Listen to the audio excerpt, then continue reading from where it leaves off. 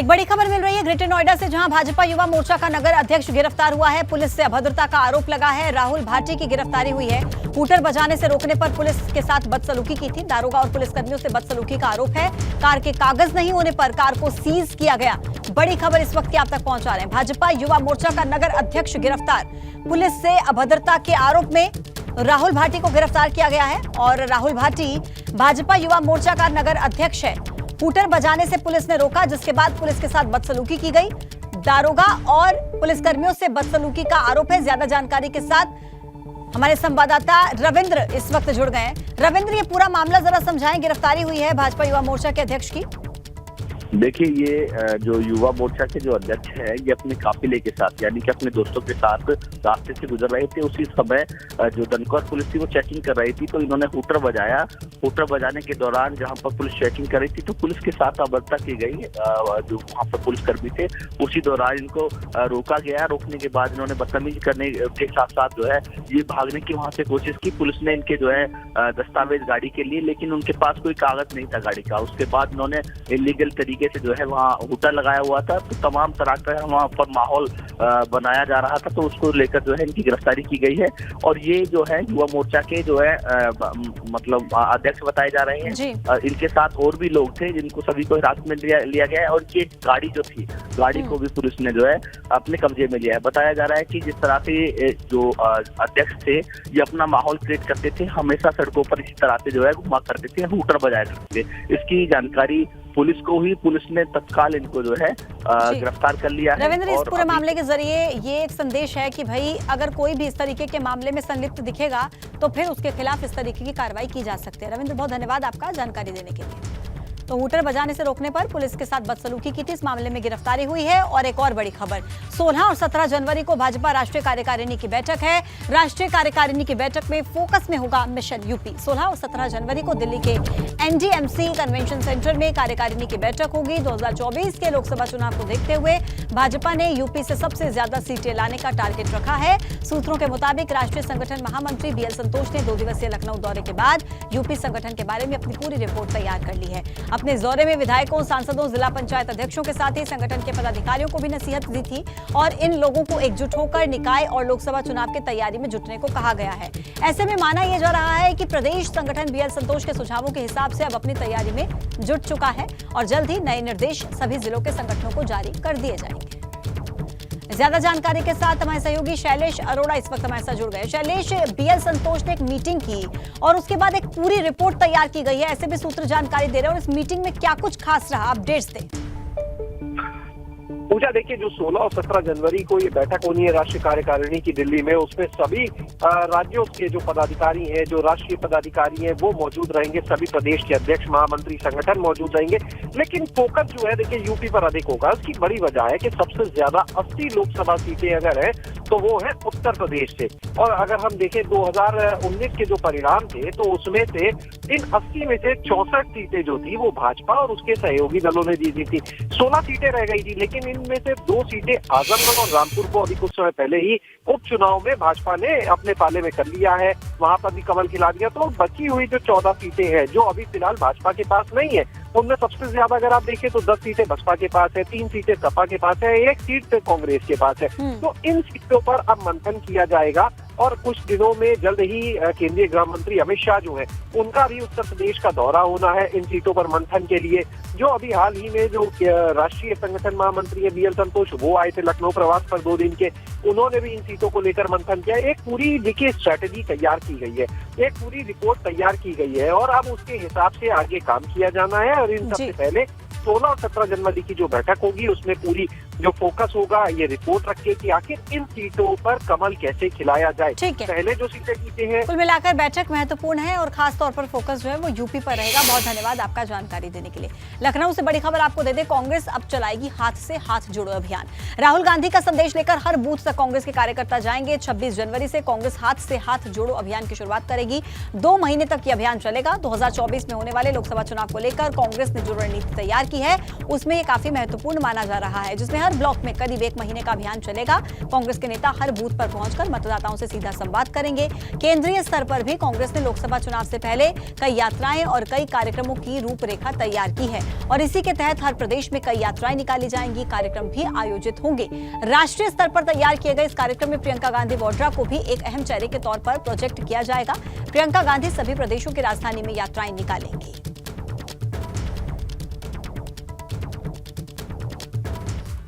और बड़ी खबर मिल रही है कानपुर से, जहां सपा विधायक इरफान सोलंकी के चाचा को नगर निगम ने नोटिस दिया है। दरअसल हाउस टैक्स जमा न कराने पर हाजी इकबाल सोलंकी को नोटिस भेजा गया है। 1 करोड़ 33 लाख हाउस टैक्स बकाया है।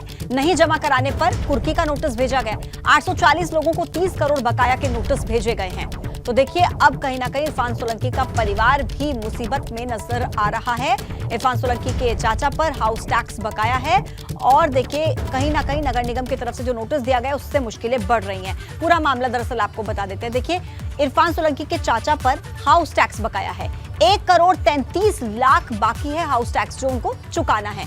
ऐसे में चाचा हाजी इकबाल सोलंकी ने टैक्स जमा नहीं किया है अब तक और नगर निगम ने इकबाल सोलंकी को नोटिस भेजा है। नोटिस अगर भेजा गया है तो ऐसे में सवाल किए जाएंगे। अगर नोटिस का जवाब नहीं दिया जाता, अगर ये रकम नहीं चुकाई जाती तो कुर्की की बात भी सामने आ रही है। कुल मिलाकर अब मुश्किलें बढ़ती हुई नजर आ रही हैं, मुसीबतें बढ़ती हुई नजर आ रही हैं। कुर्की का नोटिस भी भेजा गया कि अगर उन्होंने इस नोटिस का जवाब नहीं दिया, अगर उन्होंने ये हाउस टैक्स नहीं चुकाया तो फिर उनके खिलाफ मुश्किलें बढ़ सकती हैं। उनकी जो जमीन है, उनकी जो संपत्ति है, उसको कुर्क किया जा सकता है। 1 करोड़ से भी ज्यादा का हाउस टैक्स बकाया है और ऐसे में ये नोटिस नगर निगम की तरफ से इरफान सोलंकी के चाचा को, इकबाल सोलंकी को भेजा गया। पूरा मामला देखिए, हमने आपको बताया। और अब रुक करते कुछ और बड़ी खबरों का। कानपुर नगर निगम पर 25 लाख रुपए का जुर्माना लगाया। पांडु नदी में गंदा पानी गिराने के मामले में यह जुर्माना लगाया गया है। यूपी प्रदूषण नियंत्रण बोर्ड ने यह जुर्माना लगाया 15 दिन में माफ कीजिएगा जुर्माना जमा करने के निर्देश दिए गए हैं। और पिछले साल सितंबर, अक्टूबर और नवंबर में नियमित निरीक्षण किया गया था। रतनपुर और उसके आसपास के मोहल्लों का गंदा पानी नाले से होकर पांडु नदी में जा रहा था, लेकिन नगर निगम ने नदी में गंदे पानी जाने से इनकार किया।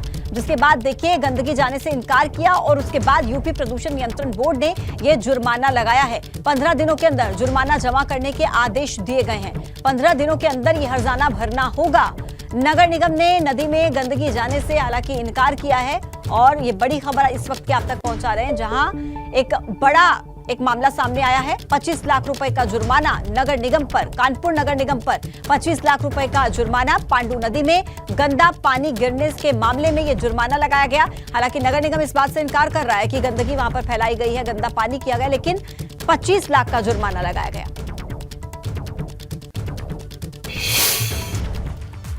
और देखिए, मुंबई में कई बड़े उद्योगपतियों के साथ मुख्यमंत्री योगी आदित्यनाथ की मुलाकात हुई। उद्योगपतियों को यूपी में निवेश का प्रपोजल दिया गया।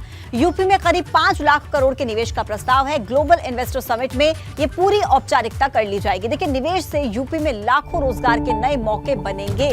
कुल मिलाकर आपने देखा 2 दिनों के जब मुंबई दौरे पर मुख्यमंत्री रहे तो इस दौरान कई बैंकों के अधिकारियों के साथ, फिल्म निर्माताओं के साथ, निर्देशकों के साथ उनकी मीटिंग हुई थी। ऐसे में एक प्रपोजल 5 लाख करोड़ के निवेश का सामने आया है। अब मुंबई में जब मुख्यमंत्री योगी आदित्यनाथ गए तो यूपी को क्या मिला वो हम आपको बताते हैं। 5 लाख करोड़ का निवेश देखिए, सबसे पहले जो यूपी को मिला है, हर जिले में जियो सेंटर बनेगा। ये बड़ी खबर है, हर जिले में जियो सेंटर बनेगा। कानपुर लखनऊ के बीच बनेगा सैटेलाइट सिटी। इसके अलावा आध्यात्मिक शहर से एयर इंडिया की उड़ान होगी। स्वास्थ्य के क्षेत्र में बड़े निवेश की तैयारी है। स्वास्थ्य के क्षेत्र में बड़ा इन्वेस्टमेंट होगा। गांव के विकास के लिए निवेश होगा। मेडिकल कॉलेज में निवेश होगा। नोएडा में कौशल विकास केंद्र बनेगा। वेयर हाउसिंग, लॉजिस्टिक्स सेक्टर में निवेश होगा। पार, हाइड्रोजन और ईवी क्षेत्र में भी देखिए निवेश होगा। इसके अलावा फूड प्रोसेसिंग और सेमीकंडक्टर में भी निवेश होगा। 5 लाख करोड़ का निवेश। तो मुंबई से यूपी को क्या मिला है वो हम आपको बता रहे हैं। जब 2 दिनों के दौरे पर मुख्यमंत्री योगी आदित्यनाथ रहे तो सपनों की नगरी मुंबई में यूपी के मुख्यमंत्री योगी आदित्यनाथ के सपने कितने पूरे हुए वो हम आपको बता रहे हैं कि कितना निवेश, 5 लाख करोड़ के निवेश की जो बात है वो सामने आ रही है। यूपी को मिलेगा फूड प्रोसेसिंग और सेमीकंडक्टर में निवेश। इसके अलावा कई अलग अलग सेक्टर्स जिनमें यूपी में निवेश होगा। और मुख्यमंत्री का वहां पर जाने का मकसद भी यही था कि जो इन्वेस्टर्स हैं उनके सामने ये बात रखी जाए कि अगर आप यूपी में इन्वेस्ट करेंगे तो फिर आपको इससे फायदा होगा। अयोध्या में भव्य राम मंदिर के निर्माण के अलावा राम की नगरी का कायाकल्प भी जोरों पर है और इसी कड़ी में अयोध्या में सरयू नदी से रामलला तक भव्य कॉरिडोर बनाने की तैयारी है। इस कॉरिडोर के बनने से श्रद्धालु सरयू घाट रिवर फ्रंट से सीधे रामलला के दर्शन करने पहुंच पाएंगे और इसके अलावा अयोध्या में 6 जिलों को जोड़ते हुए 6 बड़े भव्य प्रवेश द्वार भी बनाए जाएंगे। इन सभी गेट से अयोध्या में प्रवेश के साथ ही श्रद्धालुओं के रहने, खाने पीने, पेट्रोल, डीजल और हर तरह की सुविधाएं मिलेंगी। गृह मंत्री अमित शाह ने त्रिपुरा में लोगों को संबोधित करते हुए कहा कि राम मंदिर निर्माण की तारीख भी ऐलान कर चुका हूं। शाह ने कहा कि राहुल गांधी 2019 में पूछा करते थे कि मंदिर कब बनाओगे। 1 जनवरी 2024 को अयोध्या में गगनचुंबी राम मंदिर बनकर तैयार होगा।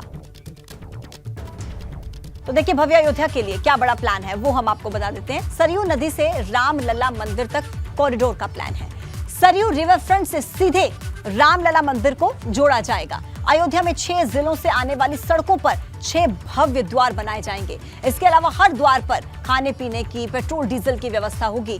और एक बड़ा ऐलान जो गृह मंत्री की तरफ से किया गया, 1 जनवरी 2024 तक अयोध्या में राम मंदिर बनकर तैयार हो जाएगा। ये बड़ा ऐलान केंद्रीय गृह मंत्री अमित शाह की तरफ से किया गया है और एक मंच के जरिए उन्होंने इस बात का ऐलान किया। तो जो भी लोग इंतजार कर रहे हैं, श्रद्धालु जो जब से इंतजार कर रहे हैं, 1 जनवरी 2024 को माना जा रहा है कि राम मंदिर बनकर तैयार हो जाएगा। गृह मंत्री अमित शाह ने इस बात का ऐलान एक मंच के जरिए किया है। सरयू रिवर फ्रंट से सीधे रामलला मंदिर को जोड़ा जाएगा। तो हर द्वार पर खाने पीने की व्यवस्था होगी, पेट्रोल डीजल की व्यवस्था होगी। 1 जनवरी 2024 तक देखिए राम मंदिर बनकर तैयार हो जाएगा।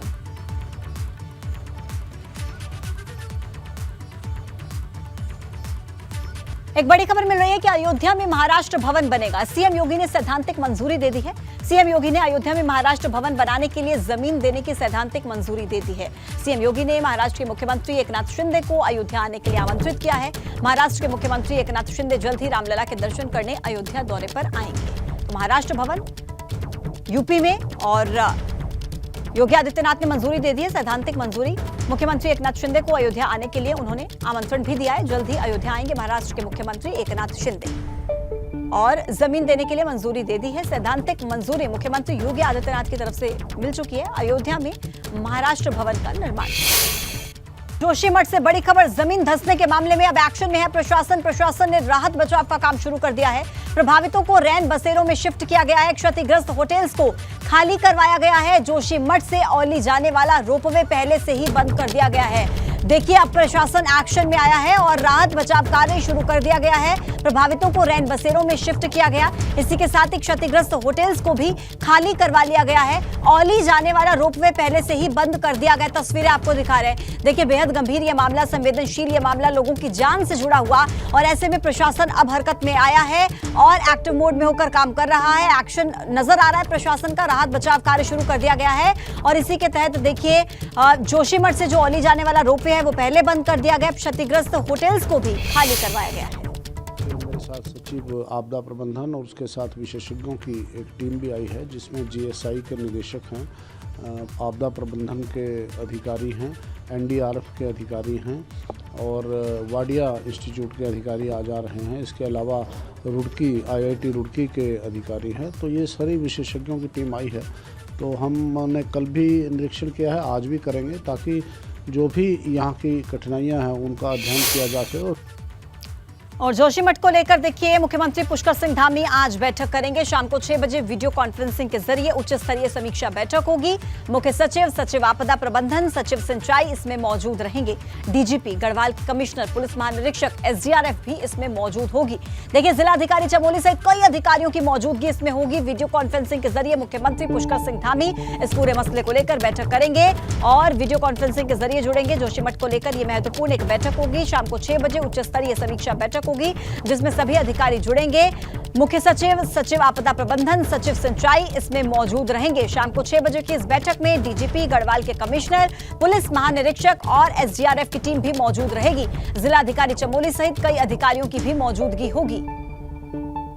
शाम को 6 बजे वीडियो कॉन्फ्रेंसिंग के माध्यम से ये बैठक मुख्यमंत्री पुष्कर सिंह धामी करते हुए नजर आएंगे और देखिए कई बड़े उच्च स्तरीय अधिकारियों की मौजूदगी में ये बैठक होगी जिसमें समीक्षा की जाएगी और तैयारियों को लेकर चर्चा की जाएगी कि किस तरीके से राहत बचाव कार्य होना है, क्या अगला स्टेप सरकार का रहेगा, उसको लेकर चर्चा होगी।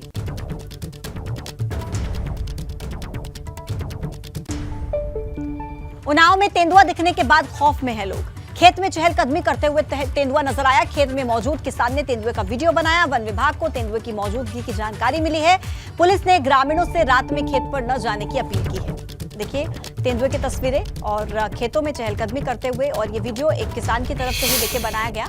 ये इस वीडियो में आप देख सकते हैं चहलकदमी करते हुए तेंदुआ नजर आया है खेत में, और जिसके बाद खौफ का माहौल है। वन विभाग को सूचना दी गई। वन विभाग ने लोगों से अपील की है कि रात के समय आप खेतों में न जाएं, और अब वन विभाग भी इस तेंदुए को ढूंढने में जुटा हुआ है। और ये वीडियो एक किसान ने ही बनाया है अपने कैमरे से, जो सामने आया है खेतों में चहलकदमी करते तेंदुए का एक वीडियो, जिसके बाद लोगों में डर का माहौल।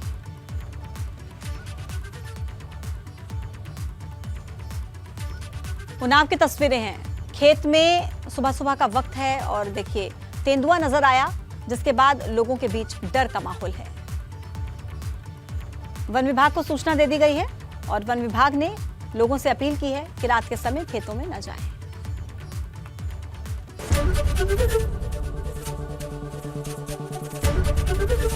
एबीपी गंगा, खबर आपकी, जुबान आपकी।